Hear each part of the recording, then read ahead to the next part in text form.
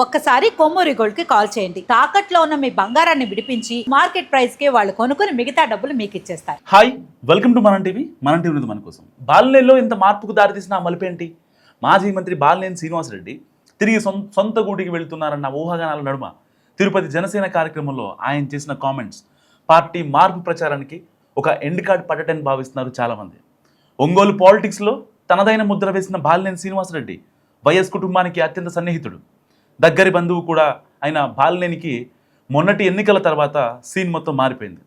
Fan పార్టీని వీడి జనసేన తీర్థం పుచ్చుకున్నాక సైలెంట్ అయ్యారు కొన్నాళ్ళు బాలినేని. మధ్యలో ఆయన తిరిగి సొంత కూటికి చేరుతారన్న ప్రచారం మాత్రం కొనసాగింది.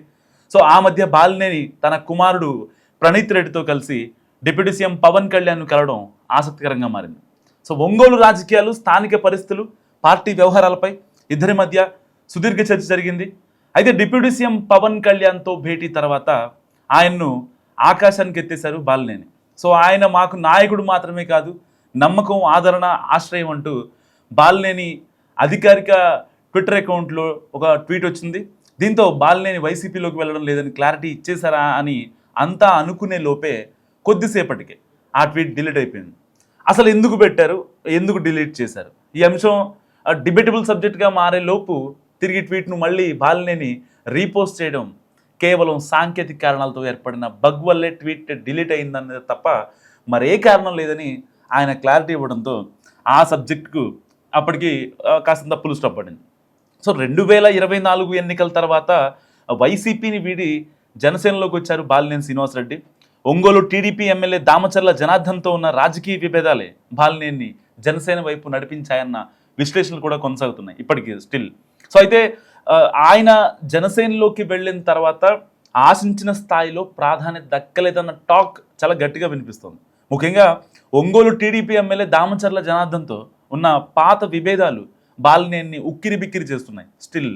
సో పార్టీలో చేరి చాలా కాలం గడిచిన పదవులు లేకపోవడం and Damacharla versus Balineni dialogue వారు కొనసాగడం, క్యాడర్లో భరోసా తగ్గడం బాలినేని వర్గాన్ని ఆలోచనలో పడేసింది. సో ఇవన్నీ కలిపి బాలినేని వర్గంలో అసంతృప్తిని పెంచినట్టు కూడా ప్రచారం జరిగింది.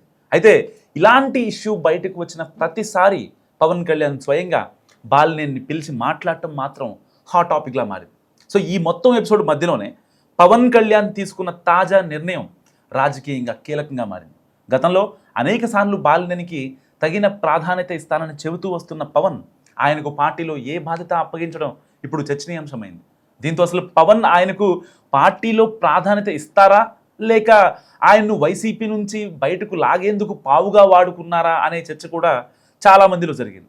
సో ఆయన సన్నిహితుల్లో ఈవెన్ బాలినేని శ్రీనివాసరెడ్డి సన్నిహితులు సైతం అనేక అనుమానాలు చక్కర్లు కొట్టాయి.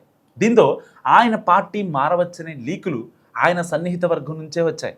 మరి ఇలాంటి తరుణంలో రాయలసీమ, నెల్లూరు, ప్రకాశం జిల్లాల డీలిమిటేషన్ కమిటీ సభ్యునిగా బాలినేనికి బాధ్యతలు అప్పగించడం పొలిటికల్ సర్కిల్స్లో ఆసక్తికరంగా మారింది.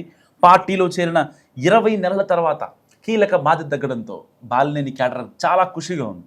సో ఇదే సమయంలో తిరుపతి జనసేన సమావేశం వేదికగా బాలినేని చేసిన కామెంట్స్తో ఇక వైసీపీ వైపు చూసేదే లేదని ఫుల్ క్లారిటీ ఇచ్చే ప్రయత్నం చేశారన్న చర్చ కూడా జరుగుతుంది.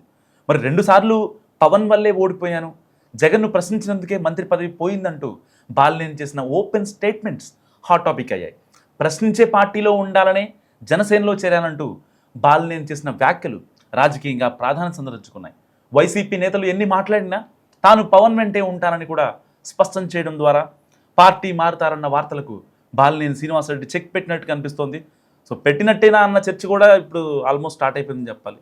సో పవన్పై వ్యక్తిగతంగా ప్రశంసలు కురిపించడం కూడా ఇప్పుడు హైలైట్ అవుతోంది. సో పవన్పై బాలినేని చూపిస్తున్న విపరీతమైన ఆదరణ వెనుక రాజకీయ భవిష్యత్తుపై ఉన్న ఆయన ఇచ్చిన భరోసానే కారణమై ఉండొచ్చు అన్న చర్చ కూడా నడుస్తుంది. మొత్తం మీద బాలినేని ఎపిసోడ్ ఏపీ పాలిటిక్స్లో ఇంట్రెస్టింగ్ సస్పెన్స్ థ్రిల్లర్ను తలపిస్తోంది. పార్టీ మార్పు ప్రచారాల మధ్య తాజా పదవితో బాలినేని జనసేన యాక్టివిటీస్తో కీ రోల్ ప్లే చేయడం. సో అన్ని క్వశ్చన్స్కు సమాధానాలు దొరికినట్టేనా? మరి డీలిమిటేషన్ బాధ్యతలతో బాలినేని మళ్ళీ పాత వైభవాన్ని తెచ్చుకుంటారా, లేక మున్ముందు ఇంకేమైనా ట్విస్టులు ఉంటాయా అనేది తెలియాలంటే వెయిట్ అండ్ సీ అని చెప్పాలి. ఒక రకంగా గత 3 నెలల క్రితం సరిగ్గా నెల్లూరు ప్రకాశం జిల్లాల రీజనల్ కోఆర్డినేటర్లు, ఇంకా ఎమ్మెల్యేలు, మాజీ ఎమ్మెల్సీలు, మాజీ ఎమ్మెల్యేలు, ఇంకా మాజీ మంత్రులు, ప్రజాప్రతినిధులతో మాజీ సీఎం జగన్మోహన్ రెడ్డి తాడేపల్లి వైసీపీ కేంద్ర కార్యాలయంలో భేటీ అయ్యారు. సో అప్పుడు కూడా ప్రకాశం జిల్లా టాపిక్ గురించి వచ్చినప్పుడు ఆయన కొంచెం నీళ్లు నమిలారు. సో వాసన్న గురించి మళ్ళీ వస్తారా అని, ఎందుకంటే బాలినేని శ్రీనివాసరెడ్డిని జగన్మోహన్ రెడ్డి ఎప్పటి నుంచో కూడా వాసన్న అని పిలుస్తారు. సో అంత సాన్నిహిత్యం ఇద్దరి మధ్య ఉంది. మరి అలాంటి నేపథ్యంలో అక్కడ ఎవరిని, ఒంగోలు సిటీలో ఎవరిని నుంచోబెట్టాలి? ఎందుకంటే ఇప్పటికే అక్కడ ఉన్నటువంటి వైసీపీ ఇన్ఛార్జ్ గిరిబాబు సో చాలా దూకుడుగా ప్రవర్తిస్తున్నారు.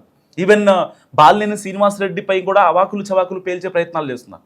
ఇలాంటి నేపథ్యంలో మళ్ళీ ఆయన వస్తారేమో, ఎందుకంటే 2029 ఎన్నికలకు ఒంగోలుని ఎలాగైనా సరే చేజిక్కించుకోవాలి, ఎందుకంటే బాలినేని శ్రీనివాసరెడ్డికి గట్టి జలక్కివ్వాలనేది ఇప్పుడు వైసీపీ చేస్తున్నటువంటి ఆలోచన. ఇలాంటి స్ట్రాటజీస్కి మరి ఎగ్జిస్టింగ్గా ఉన్నటువంటి గిరిబాబు సరిపోతాడా?